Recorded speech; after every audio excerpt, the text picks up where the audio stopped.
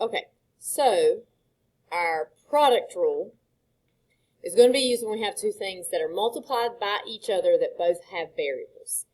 So we don't have to use product rule when we just have a coefficient. So like if we have 3 times sine x, we don't have to use the product rule. Technically you could. The derivative of 3 is just 0, so like the second half of it would go away. But there's no need to if all you have is a coefficient. But if you have a problem like example 1 right here, you have two pieces that are that both have x's in them and they're multiplied together. If they are added or subtracted, you just take the derivative of them separately. But that rule does not apply for multiplication and division. So with limits, we could take the limit of the first thing and the limit of the second thing and multiply those two things together. But for derivatives, we cannot do that. So there is this rule that we use for product rule. Whatever your first function is called f of x here. The second part of the function is g of x. And so you will do f of x times the derivative of g of x plus g of x times the derivative of f of x. Now, order doesn't necessarily matter so much here because it is addition and addition is commutative. So if you had the g times f prime first and then f times g prime, that would be fine for that case. But you got to make sure f goes with g prime and g goes with f prime whenever you're doing this. So if we sort of color code what we're working with here, I think the best thing to do here is to just start with an example. So if I let my x squared be my f of x and my cosine x be my g of x. So like the first part and the second part of the function there. When I take the derivative, so I could either call this y prime or I could call it dy dx. Does not matter so much for notation purposes. I would take f of x, which is x squared, and I would multiply that by the derivative of cosine x. The derivative of cosine x is negative sine x. Make sure you use some parentheses or something here, or because it's really easy to think of that as minus sine x, but it's negative sine x that you're multiplying by here. Plus, you'll have g of x, which is the second part, which is cosine x, times the derivative of f of x, which is the derivative of x squared, which is 2x.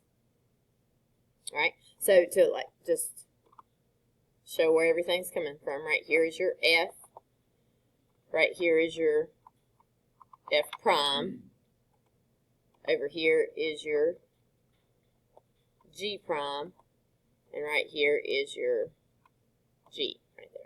And this is your g, and this is your f. Okay, the answer is not going to be just taking the derivative of each one separately and multiplying together. It's more complicated than that. Now, at this point, there's not much you can do with this one. They will probably clean it up a little bit. So y prime would be negative x squared sine x plus 2x cosine x. And there's some things they could do with that. They might factor out an x. They might rearrange it so the positive term is first. They might do some different things there. But in general, this is the answer. There's not really any major simplification that you can do with that.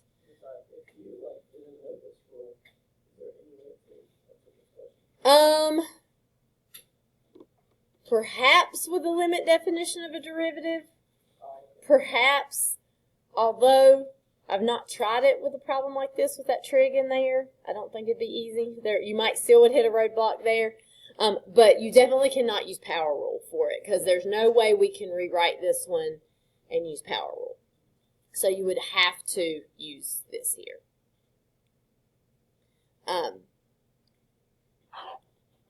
So now our next example is an example where you do actually have options on how you deal with this. Because this problem you could do knowing what we knew last week. you could avoid using product rule on this. You could multiply it together first, and then just use power rule. So until we learn chain rule, if we only have like polynomial functions, we're not really going to see ones that absolutely have to be done with product rule, unless they have things like trig, logs, exponentials, stuff that we definitely are not going to be able to turn into a power rule problem. So like I'm going to do this problem both ways so we can see that there are two options for this that honestly are both fairly straightforward. Whenever we learn chain rule, which is not until the beginning of Unit 3, we might have something like a cube right here with this, in which case it starts to become very difficult to multiply that whole thing out. What we can do here, we've got like the old way, the power rule way, or we could do it product rule. Now, if you're going to use the power rule, you have to simplify it before you take the derivative. So you're going to distribute here, and we'll have 15x plus 12x squared minus 10x squared minus 8x to the third. And we haven't taken a derivative yet, so you've got to keep your derivative notation here. And I'd combine those middle terms before I took a derivative, so you still have not taken a derivative. You're just expanding. So you got plus 2x squared minus 8x to the third there. So, again, we haven't taken the derivative yet. We are just expanding so that we can take a derivative. And so after this, we would take a derivative. We would just get 15 plus 4x minus 24x squared. And that would be our answer here. Would you on the FRQ, there's one of these, would you rather us do power or product rule? It really doesn't matter at all on this, because honestly, product rule is not necessarily easier. I wouldn't call it much more difficult either on this, but it really would not matter at all. The only time it sometimes matters is if there is a way for it to simplify differently. What we will see eventually when we get into Unit 3, there will be, like, if I had like a cube right here on that last one, it would take it from being, like, it'd make it much more difficult to expand, and product rule would be better. But you also have to know chain rule for that to be the case. So on the ones we're seeing right now, the ones you really have to use this for are going to be the ones with trig, logs, exponentials, things where we can't distribute and turn it into a power rule. Because product rule could be done here. If you use product rule, you would have f of x, which would be your 3x minus 2x squared, times the derivative of what's in the second parentheses. The derivative of 5 is just 0, so it goes away. Derivative of 4x is 4. And then we'd have a plus sign, and then we'd have 5 plus 4x. And then we would have the derivative of the first set of parentheses, so that would be 3 minus 4x. So if you use product rule here, you would have 12x minus 8x squared. And then right here, you're going to have to distribute here. You'll get 15 minus 20x plus 12x minus 16x squared. And then you're going to combine your like terms. So you've got that. I'm going to write it in the same order that my answer over here is written. So I'm going to put that 15 first, just so we can see they're the same.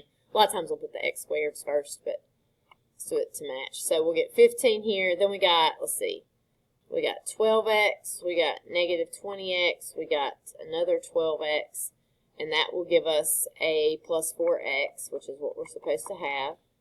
And then we've got minus 8x squared and minus 16x squared, which gives us negative 24x squared. And so that would give you that same answer for that.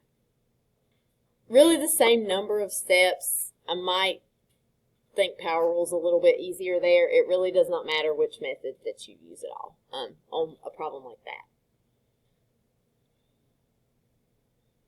We're okay here? All right.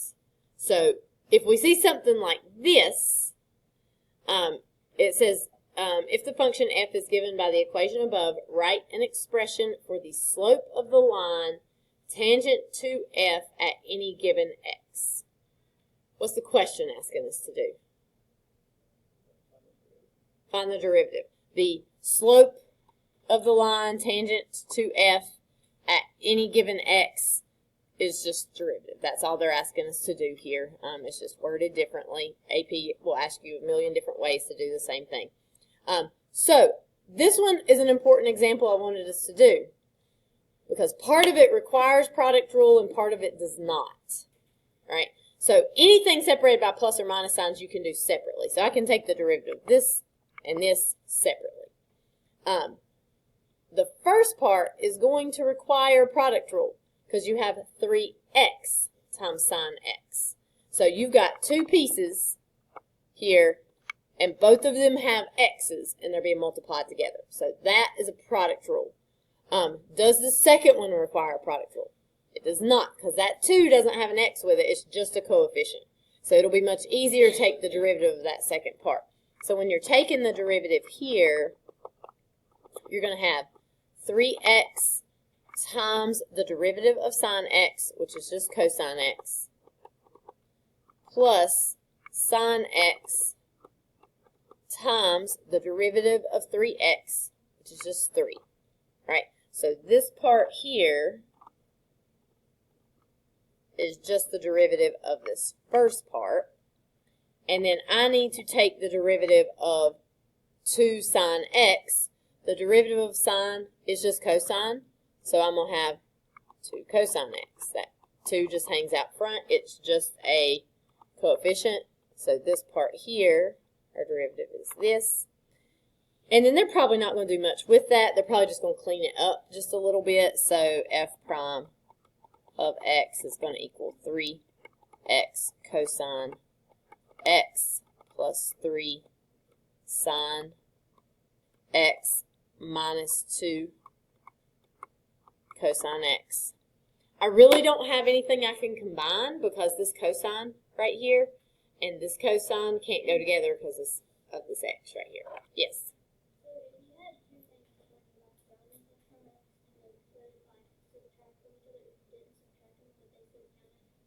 If they are, if it's free response, it's fine. So if you don't combine things that could be combined, you can leave 2x plus 2x in your answer for free response. As long as it's mathematically correct, it's fine.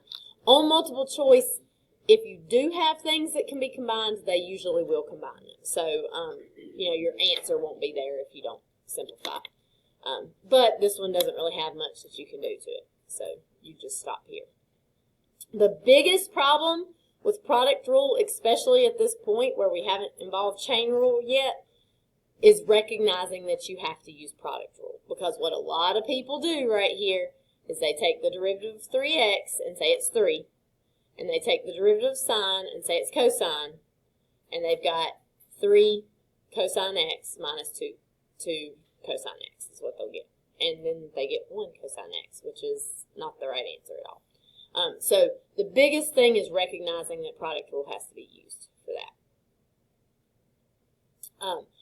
They also love to give these problems that require you to use product rule because you don't really have one of the functions. So these are, our textbook doesn't do this very much, but AP, like AP Classroom, loves to do this right here.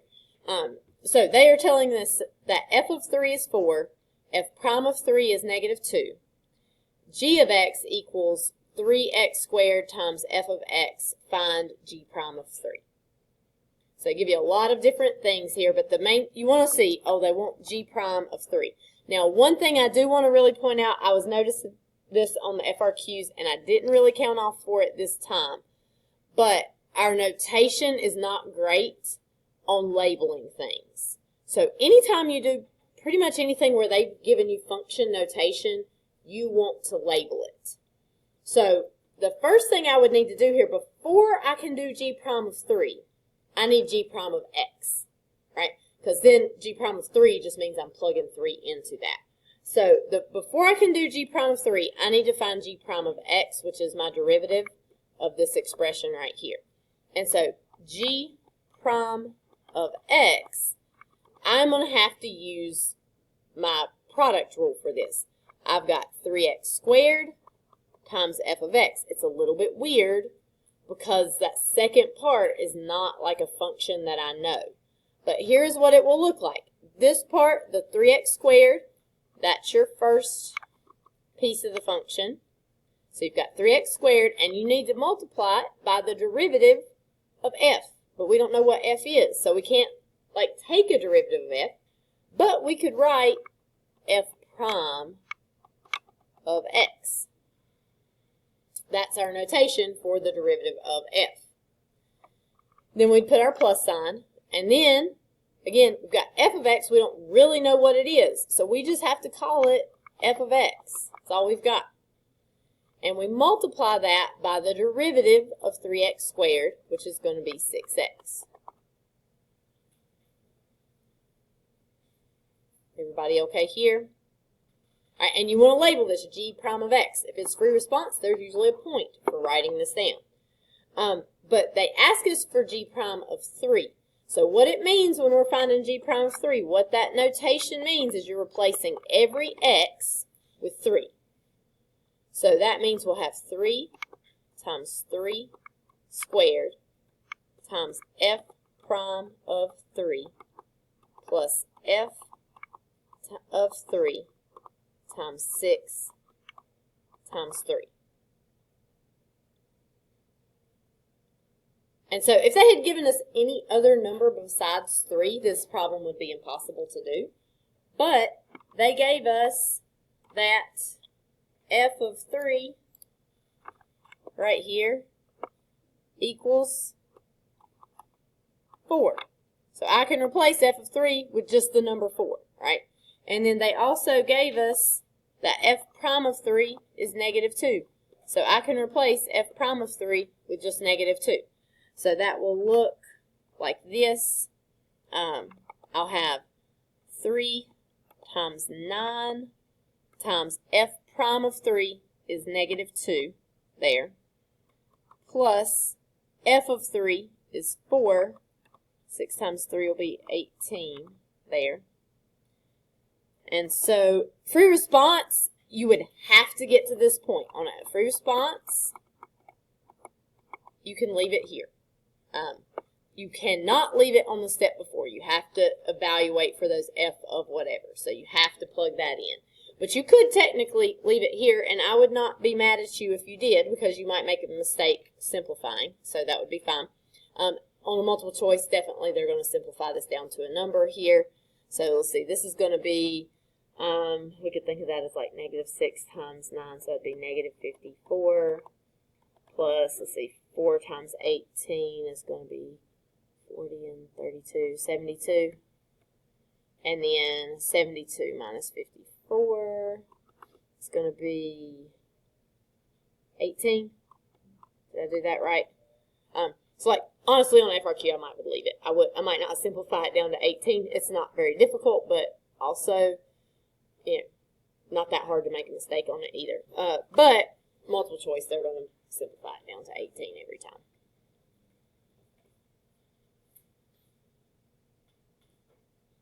Okay, questions?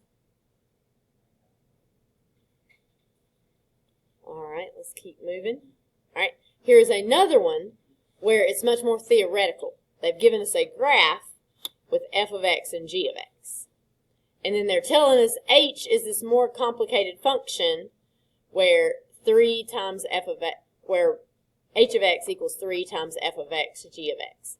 And we're supposed to find h prime of negative 1. So the first thing we need to do is we need to find h of, or h prime of x. Not h prime of negative 1, but h prime of x. So this is a product rule. There's a 3 out front. So you have two options. You can either consider the 3 to go with the f, technically the g as well if you wanted, but f or g, you pick one. You can have the 3 go with the f and be part of that function, or you can just keep the 3 out front altogether. So if you do that, it's basically you just get 3 times the product rule, right? Because it's f of x times g of x, so it's going to be f of x times g prime of x plus g of x times f prime of x. There, and you could either distribute your 3 or just hold on to it. You might want to use a bracket. If you do it this way, you might want to use a bracket instead of a parentheses just to kind of keep everything straight here. So when we're finding h prime of negative 1, that means we're doing f of negative 1 times g prime of negative 1 plus g of negative 1 times f prime of negative 1.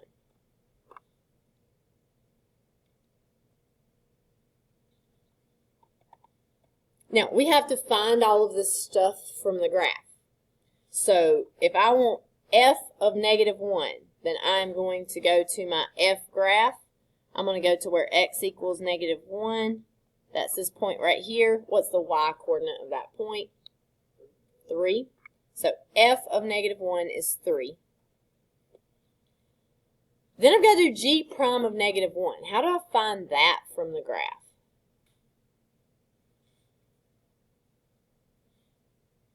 What does g prime tell us about the graph? Slope of the tangent line, except for in this case, it is just a line, right? So really it wouldn't matter whether it was negative 1 or any other point on the graph. It's just the slope, same slope for the whole thing. So what is our slope of g? 2, because we go up 2, right 1, up 2, right 1. So my slope there is 2. Now I need g of negative 1. So g of negative 1, I'm going to go right here to where x equals negative 1. There's my point on g. And my y coordinate there is negative 6. So that'll be negative 6. And then what is f prime of negative 1? What's our slope of our f graph? Negative 3, right? Because we're going down 3, right 1, down 3, right 1. It has to be negative since that line is decreasing. So we got negative 3 there. So when you're looking at a derivative from a graph, you're looking at the slope of that function. So we would have 3 times 6 plus 18. And so that would be 6 plus 18 is going to give us 24. And 3 times 24 is 72.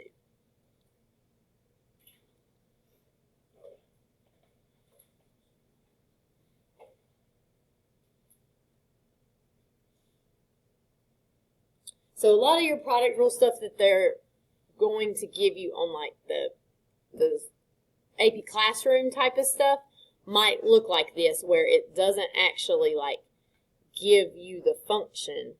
It gives you graphs of the function. It could give you a table of the function. It could give you just a name of the function with a few pieces of it that it gives to you like it did on example 4. And you have to apply the rule that way. Because what we're not going to see a ton of on like AP questions is things like example 2. Like you might see it, but you don't have to use product rule for that. I also need to look at the assignment for this week and see what I did on assignment and the solutions. On that second one that you got there,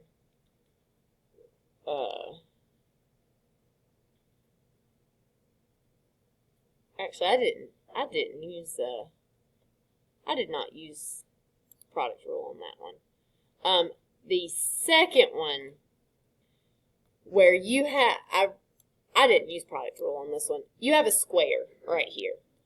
There will be a time when we learn how to take the derivative of that square without having to expand it, but we don't know that yet.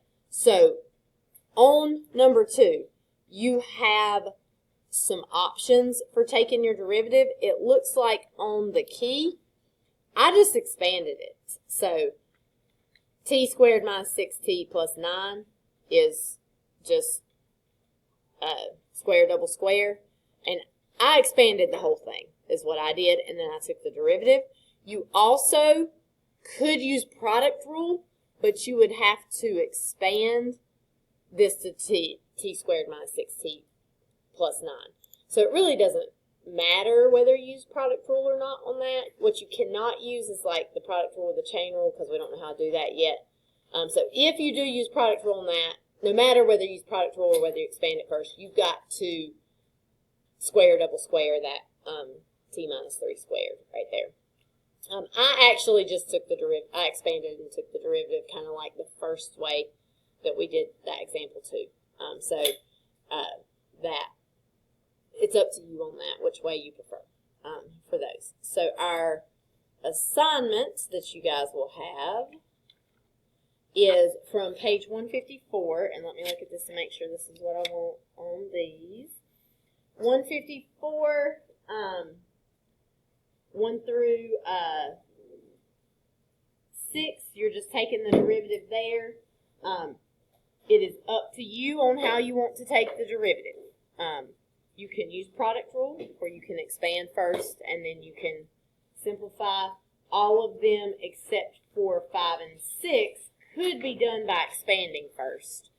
It's just up to you. Just make sure you can get the same answer they get in the back of the book. And then you've got 13, 17, 19,